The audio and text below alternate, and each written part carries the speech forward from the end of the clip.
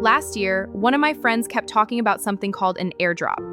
At first, I honestly thought it was one of those internet trends people hype for 2 weeks and forget about later. But months later, she casually mentioned that a project she interacted with early had rewarded users with free tokens, and those tokens were now worth real money. That conversation changed how I started looking at Web3.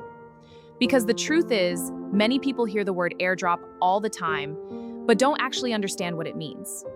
So let me explain it in the simplest way possible. Imagine a new restaurant opens in your city.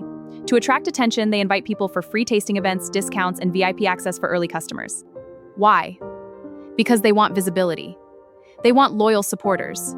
They want people talking about them before they become popular. That's exactly how airdrops work in Web3. An airdrop is when a crypto project rewards early users or active community members with free tokens. In most cases, people qualify by joining the community and testing the platform. Engaging with the project, inviting others, supporting the ecosystem early. It's basically a project saying, thank you for believing in us early. But here's the part people don't talk about enough. Not every airdrop becomes valuable. Some projects disappear, some are poorly built, some are simply driven by hype. That's why the smartest people in Web3 don't just chase every random opportunity they see. Focus on quality projects, strong communities, and consistency. Learn the space properly, because in many cases, the biggest rewards go to the people who showed up early and stayed consistent. So the next time you hear someone say airdrop, just remember, it's not magic money.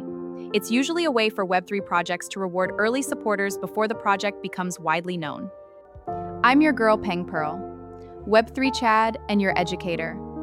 See you in the next one. Subscribe, follow, like, and share my videos. Thanks.